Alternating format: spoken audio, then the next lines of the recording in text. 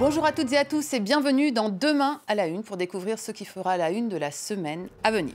Au sommaire, grande conférence internationale sur l'Afghanistan en partenariat avec l'Union européenne le 5 octobre prochain à Bruxelles. Comment maintenir la paix en Afghanistan alors que les talibans reviennent et le groupe État islamique fait une percée?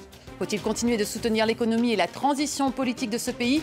Comment assurer une meilleure gouvernance, lutter contre la corruption et assurer les droits des femmes?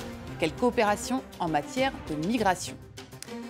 Au Nigeria, réouverture ce lundi de tous les collèges et lycées de l'État du Borno où avaient été enlevées plus de 200 filles par Boko Haram il y a 2 ans. La région reste sous la menace du groupe terroriste. Médecins sans frontières alerte sur l'urgence humanitaire. Plus de 2,5 millions de personnes sont déplacées. Dans ces conditions, comment pourra se dérouler la réouverture des établissements scolaires? Où en est-on de la recherche des filles kidnappées? Ce sera l'objet de notre deuxième partie. Il y sera aussi question de rentrée littéraire en France. Presque 600 ouvrages ont été publiés. Dans quelques jours s'ouvre la saison des prix avec ses rumeurs, ses favoris, ses outsiders et ses traditionnelles polémiques si françaises. Autre temps fort de la semaine, l'attribution du prix Nobel de littérature. Nous vous proposons un avant-goût de l'automne des livres. Mais pour commencer, intéressons-nous à l'Afghanistan. Depuis 2001 et la chute du régime taliban, il y a eu une dizaine de conférences internationales sur ce pays. Pour en parler avec nous, Sophie Malibaud de RFI, grand reporter, et Mustapha Tossa de Radio Monte Carlo Doualiya. Merci beaucoup d'être avec nous. Alors Sophie, vous avez assisté, couvert certaines de ces conférences, 5 de ces conférences, qui ont été finalement assez nombreuses depuis 2001. À quoi ont-elles servi jusqu'à maintenant ? Alors ces conférences, elles ont eu des objectifs variables selon les époques. C'est-à-dire qu'il y a eu la toute première conférence qui était la conférence de Bonn en 2001 et qui visait avant tout à remettre un État sur les rails, puisque vraiment à la chute des talibans, c'était le chaos total en Afghanistan. Et donc, il y avait une reconstruction vraiment politique. Et puis, ensuite, il y avait aussi la reconstruction économique à mettre en route.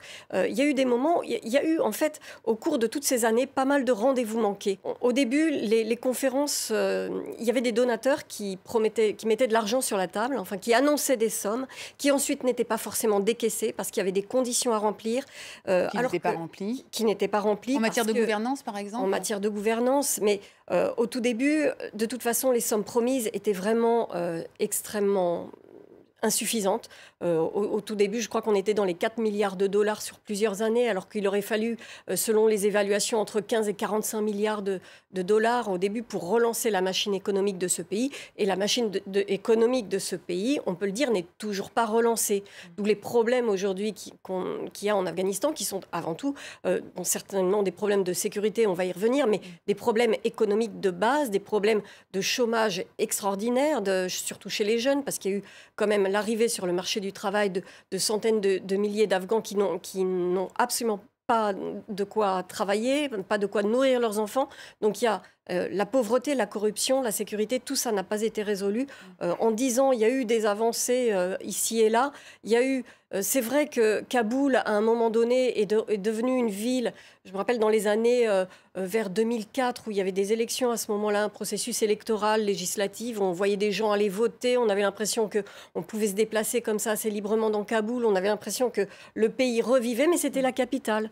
À un moment, on disait même que Karzai était maire de Kaboul, en fait, alors qu'il était président. Une différence entre la capitale et le reste du pays. Mustapha Tossa, cette conférence à Bruxelles la semaine prochaine est censée faire le point sur la bonne gouvernance, soutenir le système démocratique un peu à l'occidental mis en place, que l'Afghanistan essaye apparemment de mettre en place. Mais la priorité aujourd'hui, c'est quand même la sécurité.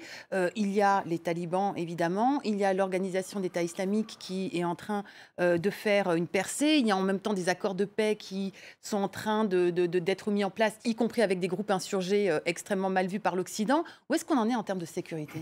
En termes de sécurité, l'Afghanistan est toujours un pays instable. Le mouvement des talibans est toujours actif. C'est vrai qu'il a été affaibli par les frappes américaines.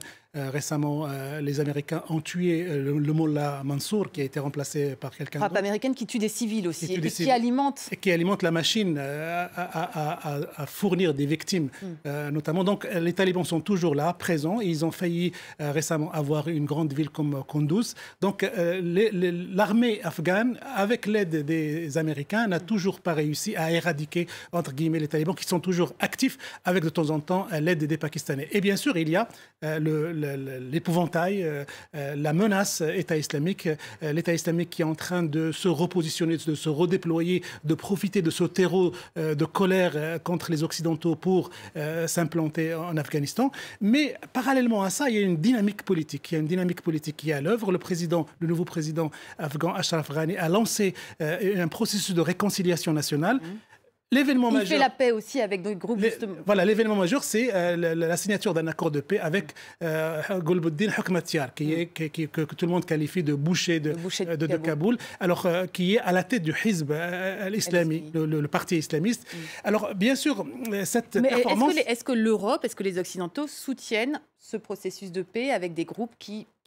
Moi, je crois qu'à partir du moment où il y a une dynamique politique qui est à l'œuvre, qui vise à intégrer les factions armées, même les talibans, il est demandé, même les Occidentaux, les Européens demandent au gouvernement d'essayer d'intégrer les seigneurs de la guerre, les talibans, au sein du jeu politique afghan, pour justement faire baisser la tension, faire baisser l'instabilité et faire baisser l'insécurité. Peu importe qui rentre dans ce jeu, l'essentiel, c'est que le jeu politique puisse englober ces seigneurs de la guerre. Même les talibans, il est demandé, d'ailleurs, on a lu plusieurs analyses du département d'État et d'un certain nombre de cercles politiques et sécuritaires en Europe, il est question de tendre la main aux talibans pour essayer de les intégrer dans le jeu politique afghan. On estime que c'est la meilleure manière de les désarmer et de ne pas les laisser dominer un certain nombre de régions et surtout de couper l'herbe sous les pieds à l'État islamique qui essaie de retrouver une seconde jeunesse en Afghanistan. Sauf que les talibans, eux, n'y voient pas encore leur intérêt parce qu'ils sont un petit peu en position de force. Donc ils ne répondent pas. L'organisation de l'État islamique est émergent pour l'instant. Elle est surtout dans l'est du pays et dans la province de Nangarhar. Ils ont quand même... Donc, il y a eu des combats. D'ailleurs, les talibans se sont battus. Il y avait d'un côté les forces gouvernementales et les talibans contre l'État islamique dans le Nangarhar, dans l'est du pays. Ils ont réussi à les réduire un petit peu, mais ils sont quand même bien implantés. Et ce qui est très intéressant, c'est la raison pour laquelle ils ont réussi à s'implanter. C'est qu'en fait, le gouvernement, malgré tout, n'avait absolument pas de contrôle sur cette province. Et les talibans non plus. Les talibans, il y avait tellement de groupes insurgés différents qui se battent entre eux que ça a ouvert la voie à l'État islamique qui a réussi à s'implanter dans cette zone. Alors, pour en revenir quand même à la conférence de Bruxelles, où des Occidentaux seront là pour discuter de la façon de soutenir le gouvernement afghan, jusqu'où les Européens, notamment, sont prêts à aller. Ils demandent des comptes en même temps, parce qu'il y a eu beaucoup de corruption, les aides ont été détournées. Et rapidement, si on peut aussi parler du droit des femmes, parce que c'est un thème qui est récurrent. C'est l'objet d'ailleurs d'une des conférences en marge de la conférence. En fait, l'enjeu du sommet européen sur l'Afghanistan du 5 octobre, c'est on a une présidence afghane qui vient proposer, dire qu'elle est capable de stabiliser, qu'elle est capable d'initier un processus de stabilisation de l'Afghanistan et que elle mérite et l'aide économique et l'aide politique. Parce que en fait, c'est une conférence de donateurs. C'est peut-être la énième des conférences de donateurs, mais celle-là est très importante parce qu'elle va être au chevet d'un processus politique, d'un début de processus politique. Maintenant, est-ce que les Européens vont miser à fond sur Ashraf Ghani et le pousser à établir des connexions et des relations et des négociations avec les chefs du Taliban? Ça, c'est tout l'enjeu de la prochaine séquence afghane. Sophie Malibu. Il y a aussi un dossier qui s'invite à cette conférence qui n'était pas présent lors des précédentes conférences, c'est celui des réfugiés, des migrants afghans qui sont quand même extrêmement nombreux. Je crois qu'il y en a eu à peu près 200 000, plus de 200 000, 209 000 l'an passé. Et en fait, les Européens sont en train de faire pression sur le gouvernement afghan pour négocier quelque chose comme un accord de réadmission et pour lier des promesses d'aide à la bonne volonté de Kaboul à faire revenir certains de ces migrants qui sont qualifiés pour certains comme des migrants économiques. Sauf que ça pose un véritable problème dans un pays où c'est quand même la débandade totale sur le plan économique, où il y a ce chômage dont on parlait tout à l'heure, puisque la reconstruction marque le pas. Très rapidement. Alors, justement, l'Afghanistan est un des pays les plus producteurs de migrants pour l'Europe. La nationalité afghane vient en 3e position de tous les demandeurs d'asile en Europe.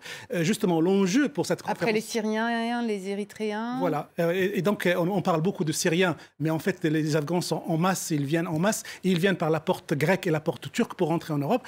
Donc, l'enjeu aussi de cette conférence, c'est d'essayer de donner espoir à ces populations pour pouvoir rester, ne pas penser uniquement à l'exil, ne pas penser uniquement à l'Eldorado européen, et de leur donner donner des raisons de rester, de se stabiliser sur leur pays. Mustapha Tossa, Sophie Malibo, merci beaucoup. On pourra suivre évidemment cette conférence sur notre antenne. Il y aura de nombreux reportages et des envoyés spéciaux. Voilà, c'est la fin de cette première partie. On fait une courte pause pour faire un point sur l'actualité.